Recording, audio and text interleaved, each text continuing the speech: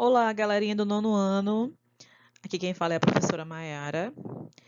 E nós vamos continuar as nossas revisões, né? Hoje nós vamos revisar o capítulo 2, que é o capítulo Fontes e Conhecimentos em História. Mais uma vez reiterando, não podemos descuidar, né, dos cuidados com a Covid-19. A pandemia não acabou, então temos que seguir usando máscara, lavando bem as mãos, evitar aglomerações, sair de casa somente se for extremamente necessário, procurar evitar estar em locais fechados, certo? E continuarmos nos cuidando até que tudo isso passe, né? E a gente possa voltar a ter uma vida normal.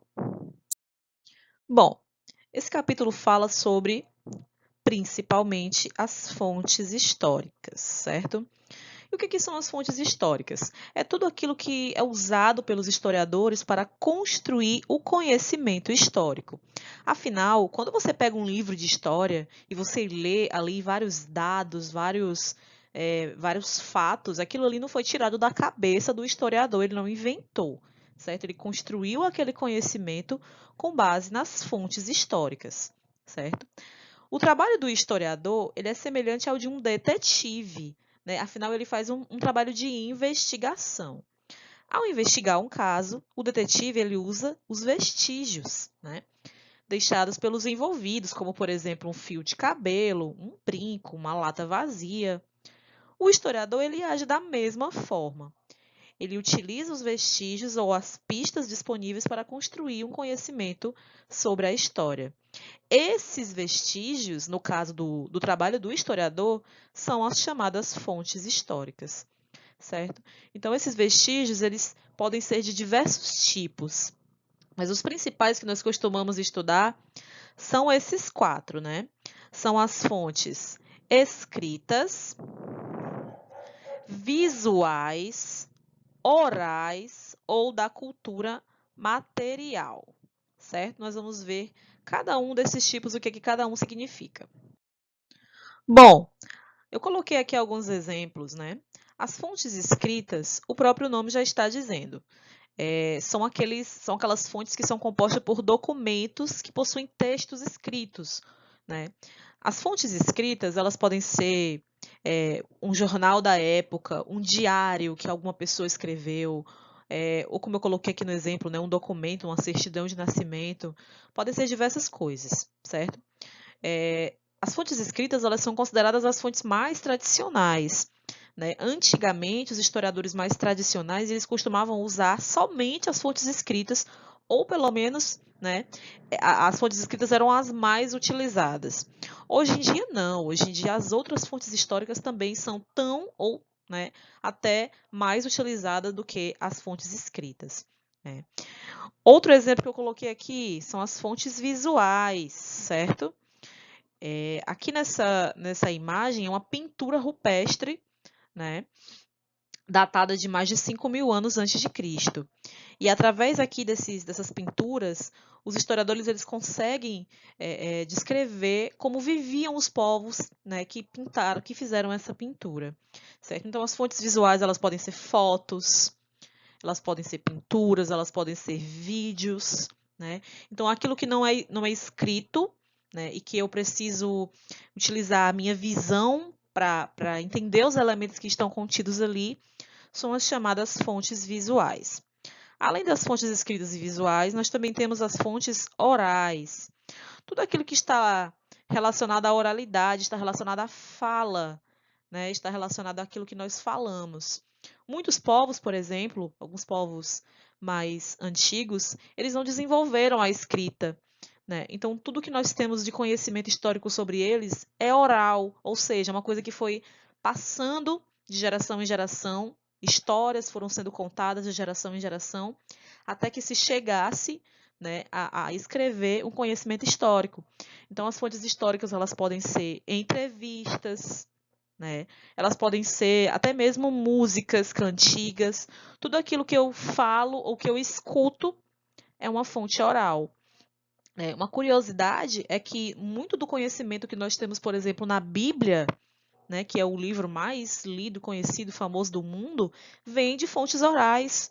Sabiam disso? Né? Por exemplo, muitos dos textos que nós vemos dos apóstolos que estão na Bíblia, eles não foram escritos pelos próprios apóstolos, eles foram escritos muito tempo depois, né, com base em conhecimento que foi passando de forma oral, né? Foi passando de fiel em fiel, de seguidor em seguidor da religião cristã, e somente muito tempo depois foi que acabaram sendo escritos, né?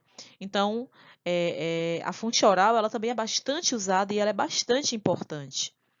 E, por último, não menos importante, a fonte material ou da cultura material. É bem simples, né? Fonte material é tudo aquilo que está relacionado a objetos, a coisas. Eu coloquei aqui como exemplos algumas moedas antigas, mas poderiam ser, por exemplo, roupas, móveis, peças de cerâmica, né? Como pratos, colheres. Enfim, tudo aquilo que é objeto, tudo aquilo que é palpável, ou seja, aquilo que eu posso tocar, que eu posso pegar, né? Pode ser classificado como uma fonte material. Bom, nós já vimos que as fontes históricas é o que a gente usa para construir o conhecimento histórico. Mas o que é o conhecimento histórico? Né?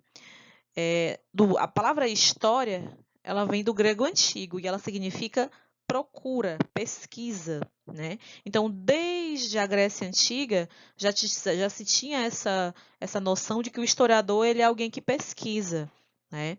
O primeiro famoso historiador, né, que é Heródoto, veio justamente da Grécia Antiga. Então, nós podemos dizer que a história surgiu lá. Hoje, a história é o nome de uma disciplina que estuda os seres humanos no tempo e no espaço, como nós vimos lá no capítulo passado, né? Que o principal objeto de estudo da história é o ser humano.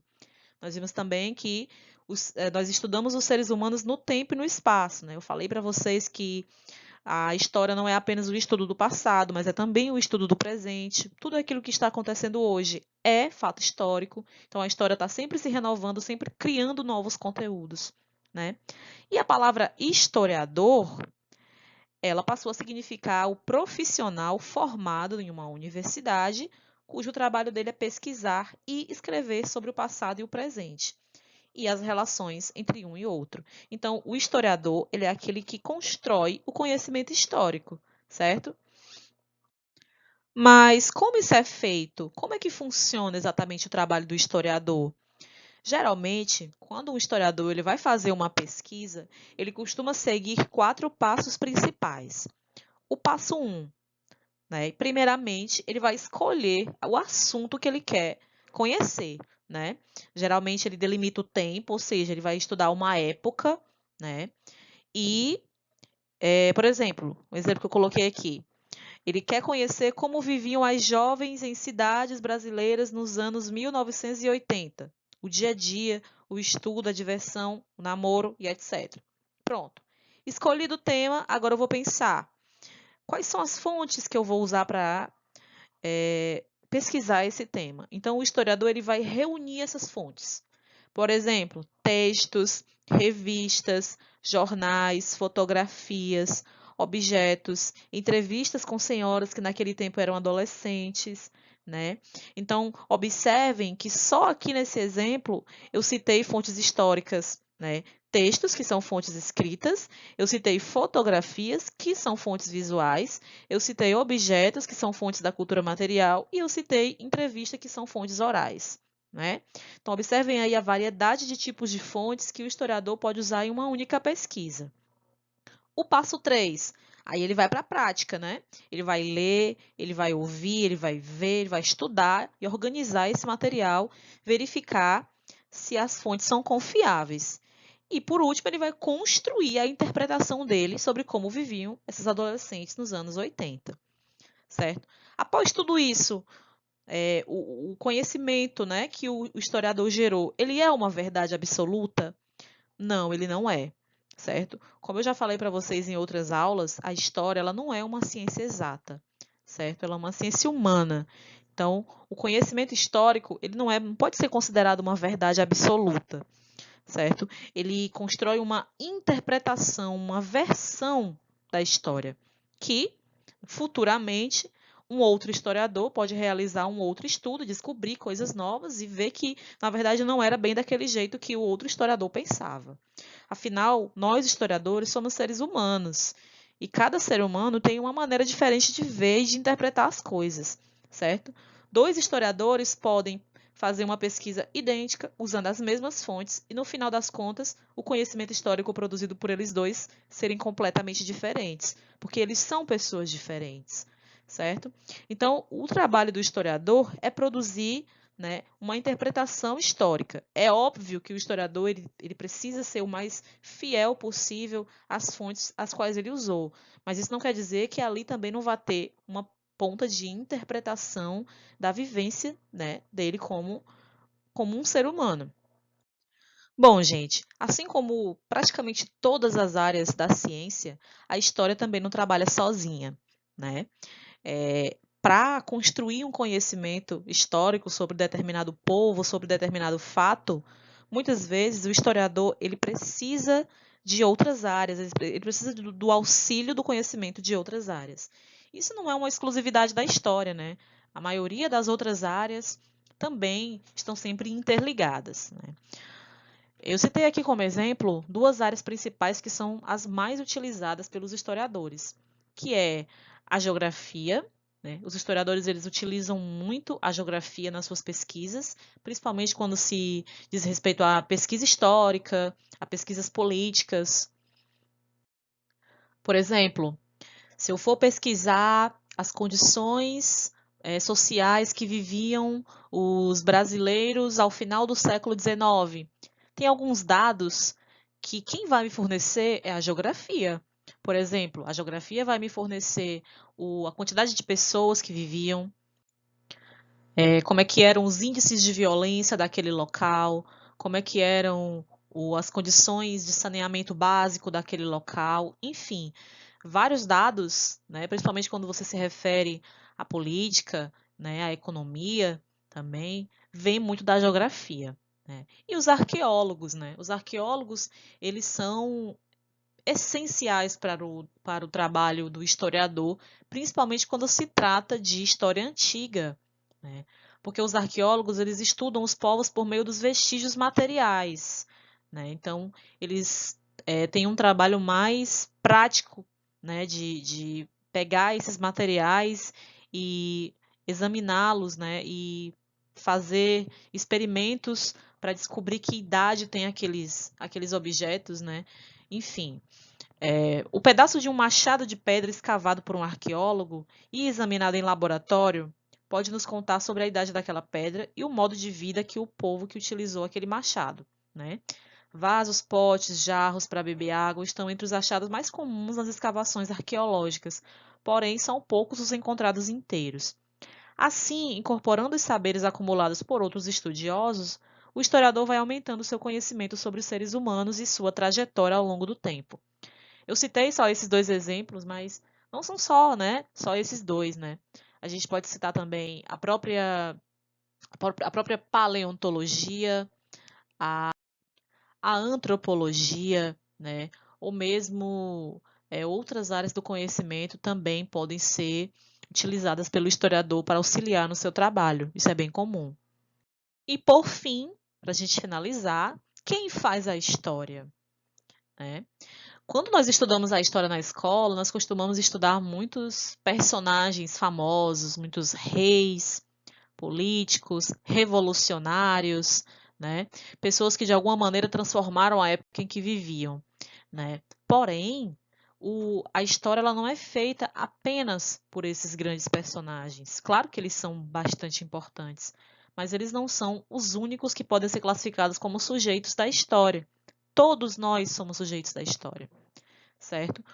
Tudo o que acontece no meu dia a dia, no seu dia a dia, no dia a dia de todos nós, é conhecimento histórico, é conteúdo, né, histórico.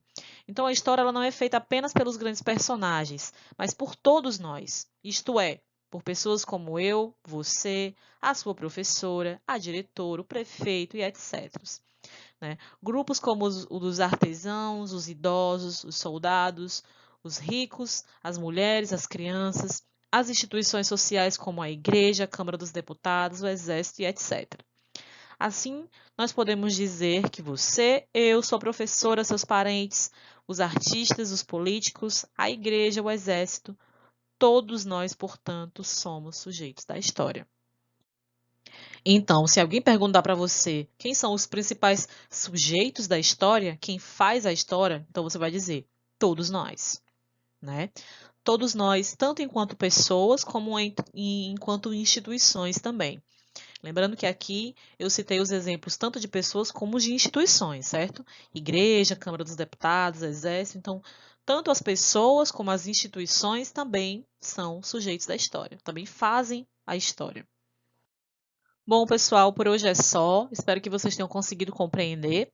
Qualquer dúvida, vocês já sabem onde me encontrar. E bons estudos. Até a próxima aula.